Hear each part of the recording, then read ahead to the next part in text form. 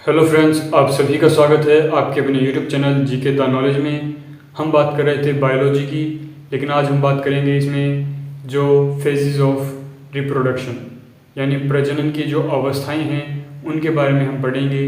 जो प्रजनन की अवस्थाएं हैं वो 3 प्रकार की होती हैं। जो phases of reproduction, phases of reproduction यानी प्रजनन की अवस्थाएं, प्रजनन की अवस्था की जो फेज है वो कितने प्रकार की होती है। जो फेज है वो 3 प्रकार की होती है। जो पहली है वो गैमेटोजेनेसिस, गैमेटोजेनेसिस पहली। दूसरी आती है फर्टिलाइजेशन और तीसरी आती है एम्ब्रियोनिक डेवलपमेंट।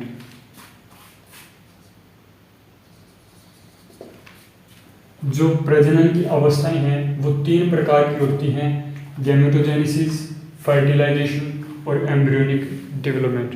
ये 3 प्रकार की जो है अवस्थाएं होती हैं। सबसे पहले हम बात करते हैं गैमेटोजेनेसिस की। गैमेटोजेनेसिस की अगर हम बात करते हैं, इसमें जो होता है टेस्टिस और ओवेरीज में गैमेट्स का निर्माण होता है। टेस्टिस यानी कि वृषण और ओवेरीज यानी कि अंडाशय। टेस्टिस और ओवेरीज में गैमेट्स के निर्माण,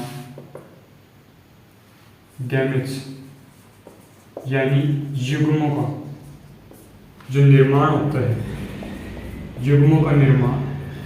टेस्टिस और ओवेरीज में गैमेट्स का जो निर्माण होता है उसको हम गैमेटोजेनेसिस कहते हैं। क्या कहते हैं?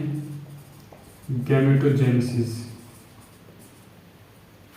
कि जो टेस्टिस होते हैं, टेस्टिस जो मेल्स में होते हैं, ओवेरीज जो फीमेल्स में होती हैं, में गैमेट्स यानी युग्मों का निर्माण की प्रक्रिया को हम क्या कहते हैं? गैमेटोजेनेसिस कहते हैं। युग्मों की प्रक्रिया को हम गैमेटोजेनेसिस कहते हैं। बात करें गैमेट्स के निर्माण की। गैमेट्स, इनका निर्माण कहाँ पे होता है? तो जो गैमेट्स का जो निर्माण होता है, इनका निर्माण जो रिप्रोडक्शन सेल होते हैं उनमें होता है, यानी टेस्टिस और ओवेरीज के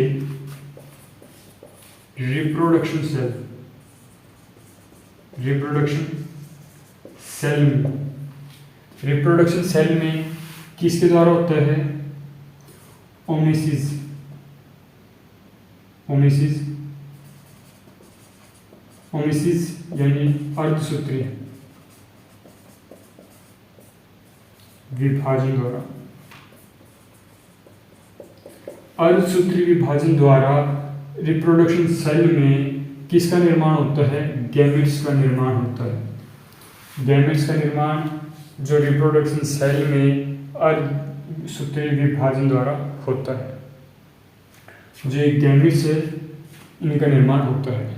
इसके बाद हम बात करें, ये जो गैमेट्स है इनका निर्माण होता कब है? तो ये आफ्टर पुबर्टी,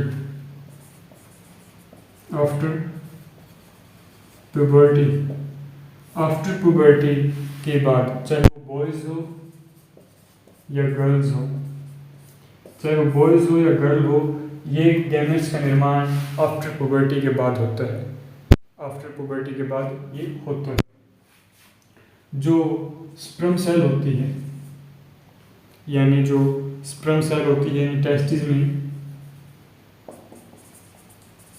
टेस्टिस में स्पर्म का निर्माण होता है और ओवेरीज में किसका निर्माण होगा? ओवम का निर्माण होगा। यानी टेस्टिस में अंडाणु का और जो शुक्राणु का और ओवेरीज में अंडाणु का जो है निर्माण होता है। और टेस्टिस में स्पर्म के निर्माण को हम क्या कहते हैं? Spermatogenesis, स्पर्मेटो genesis. और ओवेरीज में ओवम के निर्माण को हम कहते हैं ओजेनेसिस। ओजेनेसिस। ये था हमारा गैमेटोजेनेसिस, यानी कि टेस्टिस और ओवेरीज में गैमेट्स का निर्माण होता है जिसको हम गैमेटोजेनेसिस कहते हैं। और जो गैमेट्स होते हैं उनका निर्माण होता है रिप्रोडक्शन सेल में अर्धसूत्री विभाजन के द्वारा, यानी ओमेसिस के द्वारा। ये सब कब होता है? आफ्टर पुबर्टी, यानी पुबर्टी के बाद ये सब होता है, चाहे वो बॉयज़ हो या फिर गर्ल्स हो। टेस्टिस में स्पर्म का निर्माण होगा और ओवेरीज में ओवम का निर्माण होगा। जो टेस्टिस में स्पर्म होते हैं उनको स्पर्मेटोजेनेसिस कहते हैं, और ओवेरीज में जो ओवम होते हैं उनको ओजेनेसिस कहते हैं।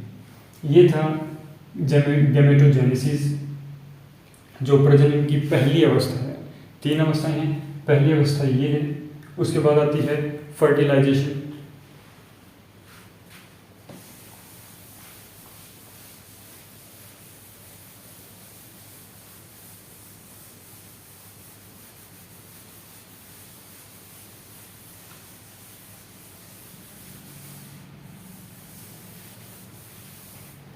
अब आती है जो सेकंड है फर्टिलाइजेशन, दूसरी अवस्था।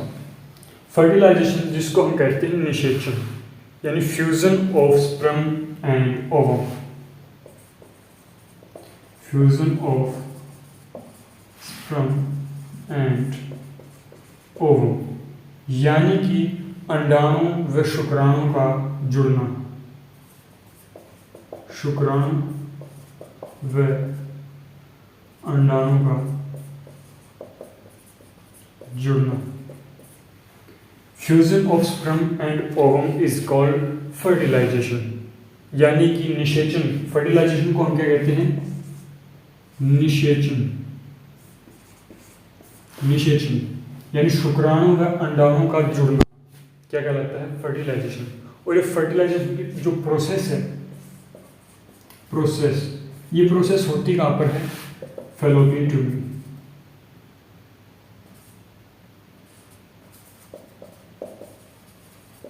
फैलोपियन ट्यूब में ये प्रोसेस होती है। और ये फैलोपियन ट्यूब किस में होती है? फीमेल में होती है। फीमेल में फैलोपियन ट्यूब्स पाई जाती है, और ये जो फर्टिलाइजेशन की जो प्रोसेस होती है वो इसमें फैलोपियन ट्यूब में होती है। और फर्टिलाइजेशन को कहते हैं fusion of sperm and ovum, यानी कि शुक्राणु व अंडाणु का जुड़ना।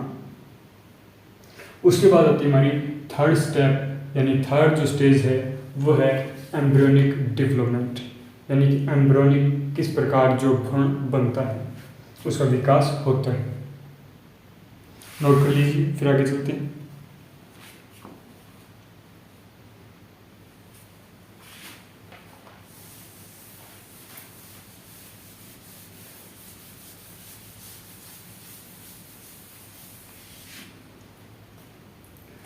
थर्ड नंबर पे आती है हमारी embryonic development. Third number embryonic development. इसमें क्या होता है कि आफ्टर फर्टिलाइजेशन यानी कि निषेचन के बाद जब एक जायगोट बनता है, एक जायगोट बनता है, जब हमारा जो फर्टिलाइजेशन है वो पूरा हो जाता है, उसके बाद क्या होता है? एक जायगोट बनता है जिसका विकास होता है। विकास, और ये विकास होता है, और विकास होने के साथ साथ ये जो है इसका जो जब ये विकास होता है तो जब ये पूर्ण रूप से 9 महीने का हो जाता है तो 9 महीने बाद जन्म लेता है। 9 महीने के बाद जन्म लेता है, और जन्म के रूप में शिशु, मतलब शिशु या बच्चा या गर्ल बॉय जो भी होता है, यानी जो आफ्टर फर्टिलाइजेशन एक जायगोट बनता है जिसका विकास होता है 9 महीने तक। उसके पश्चात एक शिशु का क्या होता है? जन्म होता है। 9 महीने के बाद क्या हुआ? शिशु का जन्म, यानी कि एम्ब्रियोनिक डेवलपमेंट हो रहा है। आफ्टर फर्टिलाइजेशन इसका डेवलपमेंट होना शुरू हो जाता है, और 9 महीने के पश्चात क्या होता है? एक शिशु का जन्म होता है एम्ब्रियोनिक डेवलपमेंट में। इसके अलावा अगर हम बात करें जो फर्टिलाइजेशन होती है,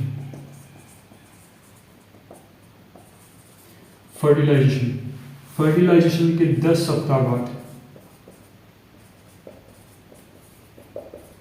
जब फर्टिलाइजेशन के 10 सप्ताह हो जाते हैं तब जायगोट को हम क्या कहते हैं, भ्रूण कहते हैं।